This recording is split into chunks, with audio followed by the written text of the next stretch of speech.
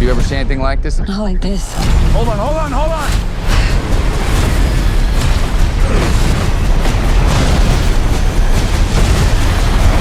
Yeah, when did you actually realize that you didn't crash the Ferrari? That I didn't crash.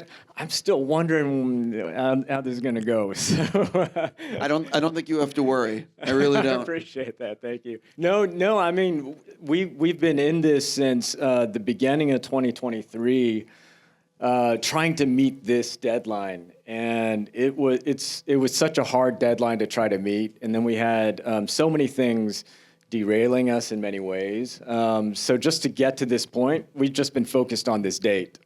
And all along the way, we've been really proud and happy about what we've been doing. We've been loving the actors, each other, and we've been getting really into tornadoes. So it's just been this interesting adventure that all of us behind the scenes have been going on.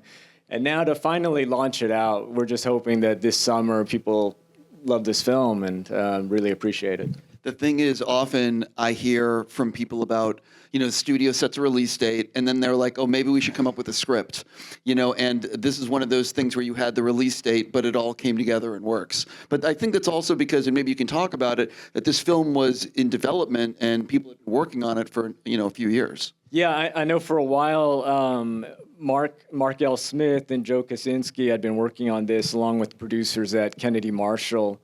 And Joe had to step off the project to do F1. And so it was fortunate for me just to be able to jump onto this project. They wanted me to still work a little bit with Mark on the script and go into production like 4 months after I had gotten on board.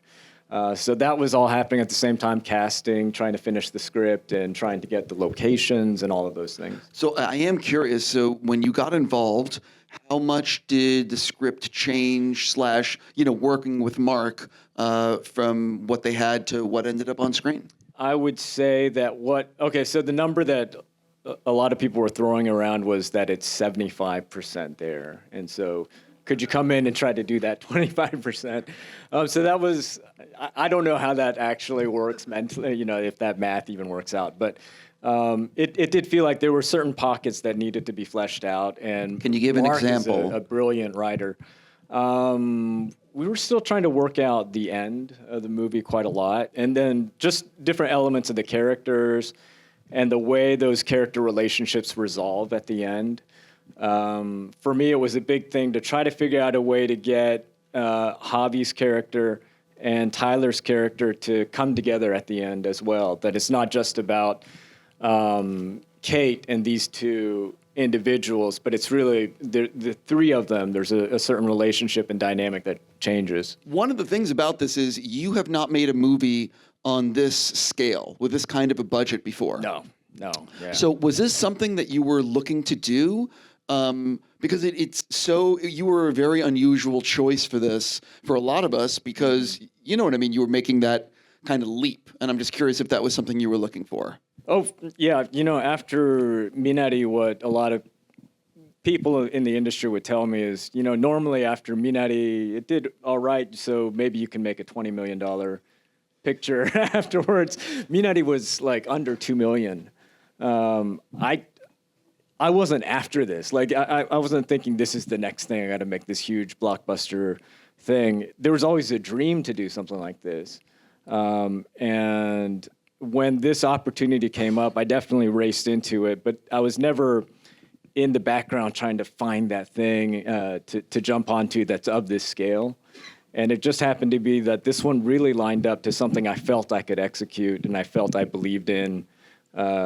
Fate in some way. Like I always feel like there's an element of fate when it comes to a project. Like you could just kind of like it and think, oh, I can do this. And maybe that will sustain you for a few months, but you have to really feel like there's a deeper sense of yourself, fate within the project to keep you in it for many years. And then to love it after it's done and to be glad that you went through that life experience. It's like getting married to this film, or birthing a film. There's really something a lot more long-term to it. So that's kind of the way I thought about. Well, one of the key things is the department heads that you were going to hire for this film can really help you because obviously you have a skill set that making films on this scale. How did you figure out who you wanted your DOP to be? Who did you, if you're a second unit director, like the key positions that will enable you to deliver, a successful film? Yeah, absolutely.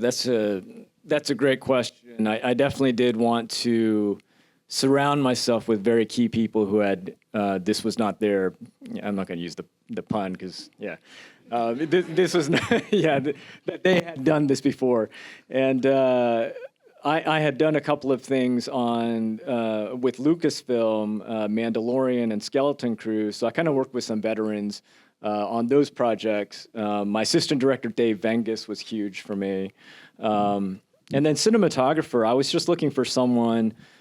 I wanted to shoot on 35 millimeter. I had kind of come up doing film, and then I did digital, and then I was trying to make the argument, let's do film again. And I felt like there was a lot of resistance from the studio for that. And as I was looking at DPs and talking to them, Dan Mindel was really someone who was a champion of film and had done it on an epic scale and had always also delivered very VFX-heavy projects shot on film. And when I told him at the beginning of the conversation, when I talked to Dan, I said, I'm kind of thinking we'll shoot on film. And he said, we have to. And then, and he was the only person who was really like adamant about that. And I knew I found a partner. I'm curious, you mentioned your time at Lucasfilm on Mandalorian and Skeleton. What did you learn using VFX over there and with the volume or whatever that helped you with the VFX on this? Those projects are very much virtual productions. So you're inside, like we were scouting with VFX goggles on from our own bedrooms and like beaming into shared spaces in the Star Wars. So yeah, we would basically be going to other worlds within our VR headsets and then recreating those worlds when we're doing production. Maybe long story short, like those were super VFX heavy. So I kind of had to dive into a process in which almost everything is rebuilt virtually, digitally. So with this movie, it was really a chance to go back to the way that I had learned how to make films, which is to go on location and try to do as much practically as possible, to go back home in a way, to go to Oklahoma and make this film. Working on Lucasfilm, you definitely learn VFX really quickly. And then this one, it's trying to bring back the real world a little bit more. So I know that you filmed in Oklahoma. A lot of people are filming in Atlanta because that's where the big tax break is. How tough was it for you to get to Oklahoma, even though they do have a tax break? There was a lot of, not a lot. Well, there was some pushback when I wanted to film in Oklahoma. Initially, it was if you shoot in Atlanta, you can get a lot more of a tax break. You save on the budget quite a lot. But when I was over there, the more that I looked at the landscape, I really felt like we would have to do a lot more VFX and rely on stage a lot more, like filming within these sound stages, in order to get the look that I needed. And it just felt like a no-brainer. The look I need is in Oklahoma. Let's spend the money by going on the ground there and by capturing all the things that really make that place special. And this movie is very much about Kate's story of trying to get back to Oklahoma and find herself and her identity in that place. And it just felt weird to me that we would film somewhere else. So I had to make some negotiations and cutbacks on the budget in order to film in Oklahoma, and I'm just so glad we did. Was it one of these things where you originally had and this is just a guess, but like a 60-day shoot and it became 53? Yeah, it was more than 60 days, and I had to make a negotiation to be just a little under 60. I get it. Yeah. One of the things I'm curious about is what surprised you about making your first big budget Hollywood movie? It's weird. There was one day I remember we were on the dirt roads and I just needed to turn the camera around. And it's like, why is that truck there? And I just started to go over, okay, now why is that truck there? Just to figure out, is there a way to speed up the process? And in a way, it can kind of become, a good friend of mine puts it this way, it can kind of become a snake eating its own tail.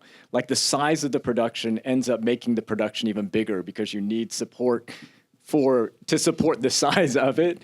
I think some stuff like that felt frustrating at times, and it's the slowness of it. I think a lot of filmmakers who kind of go up to a bigger budget film will often talk about that. With a smaller film, it feels like maneuvering a quick speedboat.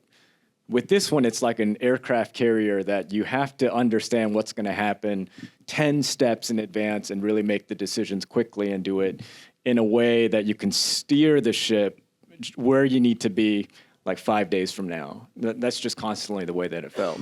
Did it make you think about what you would do the next time you helm a film of this size, if you get to do it, which I'm confident you will? But like, did you try to analyze, well, maybe I can have a splinter unit go do this instead of, you know what I mean? Yeah, constantly. I think I still think about that stuff. Like, I'm still thinking about different ways to economize stuff. It's interesting. Like, I'm also studying what other filmmakers do. That was great. I was picking people's brains quite a lot to just hear, like, what do other filmmakers do to speed this thing up? And it's not just about, like, reducing the number of vehicles and trailers and stuff like that. There's just even the way that you shoot and cover a shot. It can very much be dictated by the schedule. And, like, you know, I was here. I don't want to speak for people too much, but, like, one of our guys works with David Fincher a lot. And I was asking, how does Fincher do things? And he does these very smart things with his camera and the way he sets up his different cameras. And I realized that some of the style that David is using comes from just trying to economize the process a lot. So I think some of that really dictates style quite a lot more than maybe people would think. And it's in my mind as well for the next one. I've been fortunate enough to interview David, and one of the things he said to me is the importance of having as much time on set as you can manage, even if that means giving up like crane shots or whatever else. Yeah, you know, yeah, absolutely. Yeah, I'm curious. I'm fascinated by the editing process. So I'm curious. You see that you get in the editing room, you have your assembly cut. Are you ready to jump out the window, or are you like, oh, I think I have it? This one was, this one was really tricky. When I saw it, I bless Terry Shropshire's heart. She was the editor for this one. I did go into a bout of depression, and I try not to do that. I go into it thinking, I've been in it for a bit. I've made a few films, so I know that I'm gonna feel kind of weird after I see that first assembly. But this one, I was like, oh God, this is terrible. But the magic of the editing process, and also just this weird willful belief that it can get better, really crept in. And we had a wonderful, wonderful post-production process. And I just gotta say, Terry's a genius. She's just an incredible editor, woman king, loving basketball. I mean, she's a legend. So just like relying on her, depending on her, her positivity as well, that was really important. And she's got a comfortable couch. Like, I'm just, it's like a therapist couch. She was doing a lot of counseling for me as well many of those days. So post was, oh shoot, that's Doug Sock is in the room. My associate producer might be able to tell me exactly. But January until we just finished, we're at Skywalker in May, so somewhere. When you say January, do you mean January of this year? Yes.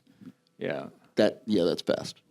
Yeah, it was fast. We finished filming right before Christmas because the strike ended, and then we just went back to it. I have so many follow-ups. I'm going to jump into the strike thing real quick. One of the things about the strike is it sucked for everyone, but you were then able, I would imagine, to look at your footage and see what you had and possibly use when the strike ended to be like, oh, we missed these shots, let's go get them. Is that what happened? Yes, absolutely. Like, it was, the delay just provided me a chance to hang back, stop, rest, and watch. And to figure out the film and to figure out like what we actually need when we went back. And there was all this stuff that I thought we needed that we actually didn't as well. So when we got back to film, it was great to know in a very focused way what we really needed. So I even went back to like storyboarding and working with our previs guy as well to like work on scenes, just so when we go back, we know we're going to do this very exactly. So that whole pool sequence that happens, that was really something that I could hone and figure out during the strike, which was great. And also a lot of the beats that are happening in the ending. I'm curious, how did the film change in the editing room in ways you didn't expect? I don't know. Yeah, to me, I don't know. That's yeah. I don't. In a strange way, I don't feel like we deleted too many scenes with this one. We were pretty economic, so it is kind of what it is. It just became a lot more like refined. Sure. In a way. I'm assuming at some point Steven Spielberg saw this movie. My question is, were you there when he saw it, and what were you doing while he watched it, or you know what I mean? Like, what's going through your head? Yeah, so I knew he was watching it at home in his theater, and I was like counting down like the minutes. Oh, he's watching the rodeo scene. You know, I kind of knew all that stuff. But yeah, he called me afterwards, and he was incredibly encouraging. The first thing he said was, "You'll be happy to know that I watched this on a very big screen, and that's what this movie deserves." And so that was the first thing he said to me, and. Yeah, it was incredible. And he came into the editing room after that and spent a lot of time with me. And we watched the movie again, like twice together. I took notes of things that he was seeing and thinking about. And we talked about movies together. It was wonderful. It was like a real film school with him. Yeah, I can't imagine being in an editing room with Spielberg giving you notes on the movie. Was there something specific that you can remember that he was like, maybe you should think about this? And were you like, oh, of course? Oh, yeah. There's just so much of that stuff. Just even some basic stuff that I feel like I should know that he would do. Like, for example, like there are a couple of moments in the movie where some characters are talking about another character. Like the men are talking about Kate. And like Ben is saying, she's very intriguing. And then we cut to Kate right after that. In the edit originally, Ben says something like, she's very intriguing. And then you cut to like a reaction from Tyler or something like that, something else. And then we cut to Kate. But Steven was saying, you know, when a character talks about another character, it's great to cut straight to that character. You know, it makes a really good dynamic cut. And I just remember little things like that were really great little adjustments that he was making. I'm curious, who gave you, like, who did you trust for honest feedback, not named Steven Spielberg? And did they give you, like, a note that made you really, like, think about things? You know what I mean? I always try to show family members, very trusted friends. I just called out to Doug, you know, a while ago. He's in here somewhere. He's an associate producer. He's someone who I really trust.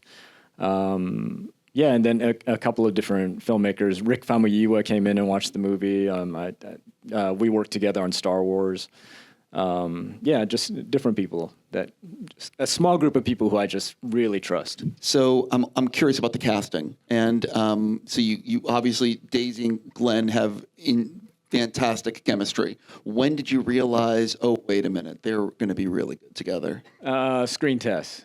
Like, I knew the auditions were great, and that was over Zoom, where we were trying to do the chem test between the two. And I could see that they were really just giving to each other. And so that was always promising. And Glenn is just so charming. And Daisy texted me after. She's like, I love Glenn. But when he was cast and we brought him in and we did a screen test with the two of them, I took a picture of the monitor and because those two just look so electric together, and I was just sharing that picture to my family, my wife. You know, I was showing them, look at this picture, and it just because you just know that when these two are together, there's a film there. There's a story. So let's talk about the most important scene that's going to get a lot of women into the theater, and that's Glenn in the rain. White T-shirt. It's going to be all, I'm sure it's in the marketing if I haven't. Talk about filming that scene. I was thinking about how rain makes things poetic. And my costume person, Eunice, was like, this is what he's going to wear. We turn on the rain, and I thought this is going to be a nice expressive moment. And he comes out, and And then I was like, oh, of course.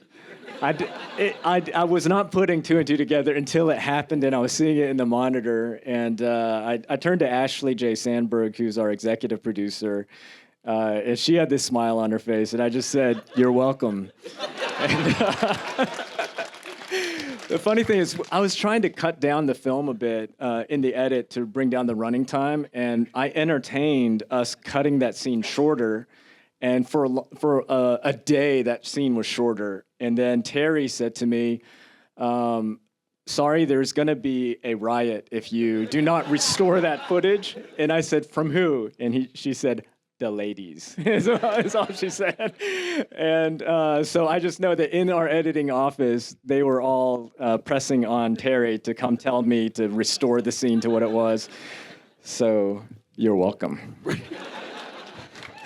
A plus. I definitely want to touch on something else, which is the London premiere. I saw photos of a certain Tom Cruise there, and I'm just curious, when did you find out? I'm not trying to, obviously Tom's not involved in this movie, but he generates a lot of interest when he attends a premiere like this. Yeah. When did you find out he was going to be there? And did you notice all the people as he's leaving taking pictures? You know what I mean? Yeah, the cast and Ashley and I, we took a picture on the red carpet, and then someone on my team was kind of whisking me to a place, and she was saying, you're going to have to come and say hello to somebody. It's Tom Cruise.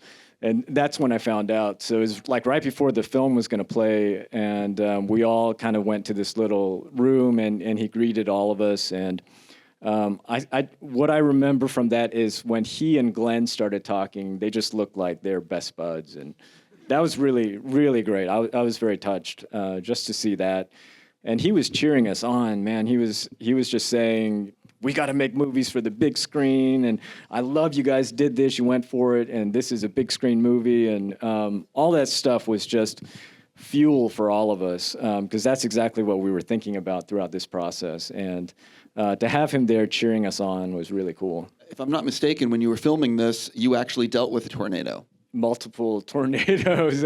Yeah, there were a bunch of storms that were passing through and shutting us down. We'd have to take off, and then we'd find out like the storm produced a tornado.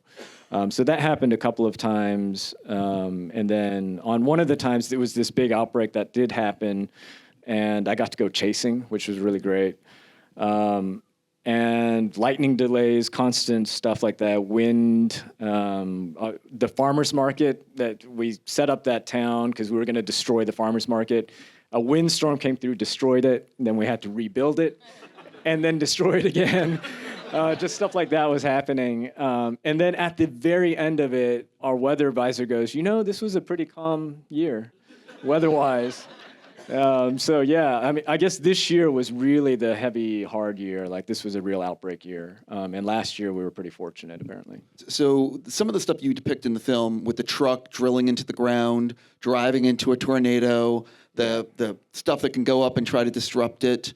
How much is that real, and how much is that movie magic?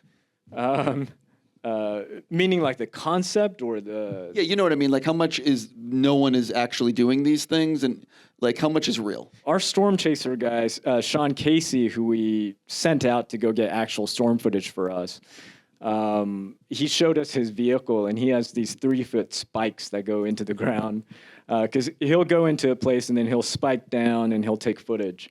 So that's kind of real, and apparently Mark L. Smith went chasing with some storm chasers, and they were all having a debate about whether you could drive in and launch fireworks into a tornado.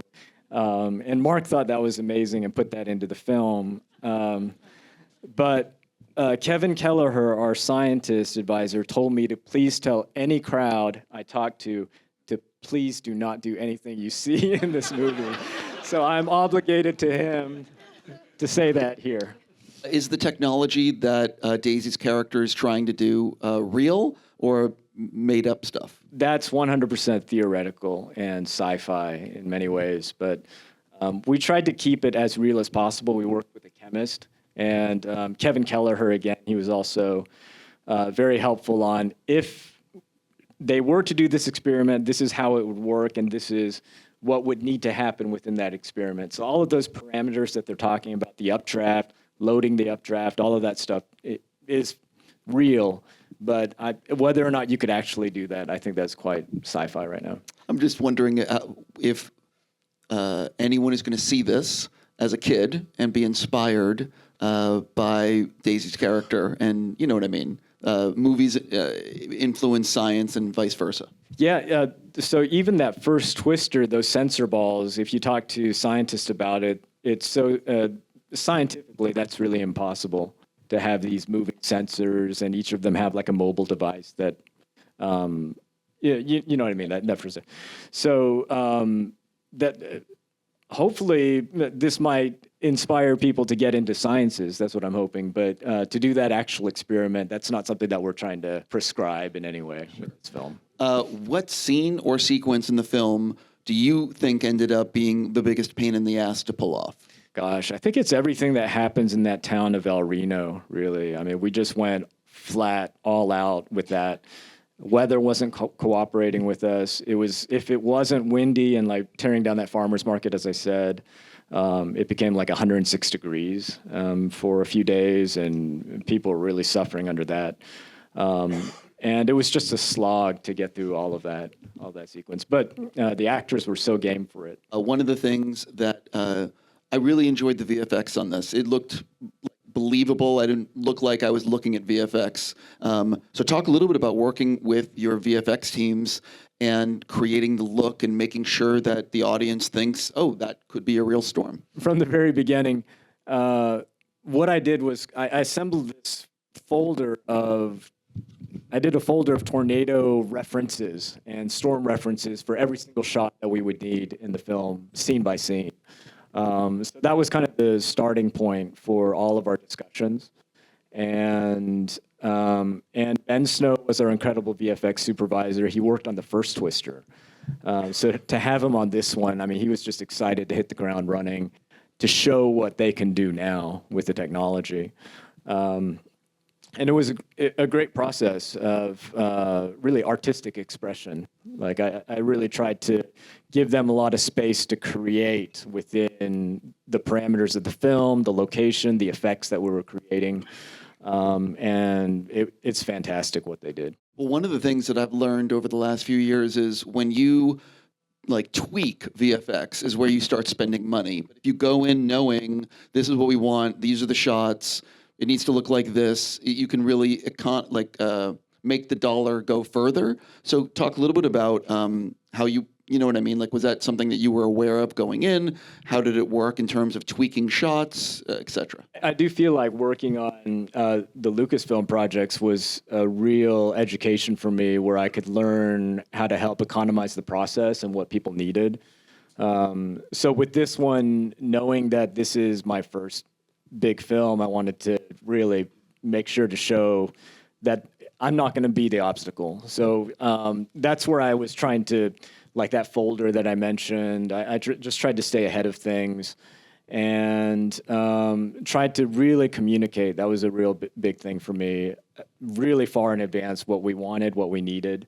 And I didn't want VFX to just be, do it, and then let's see it, and then let's, no, never mind, I don't like that. You know, I really wanted to make sure to set them up to succeed from the beginning. And it was a great process with all of those guys. Yeah, ILM, they're just phenomenal. And what I loved was that they all got very passionate about this project and about storms, and all of them became massive weather nerds. So we were constantly like sharing YouTube videos with each other. Anytime a tornado hit, we would all be sending each other videos that we had found of those tornadoes, because inevitably there were always eyewitnesses who had found these things. And what I found out was that a lot of those guys on ILM, they were frame by frame analyzing details of those videos to such a small degree of detail that it's really remarkable.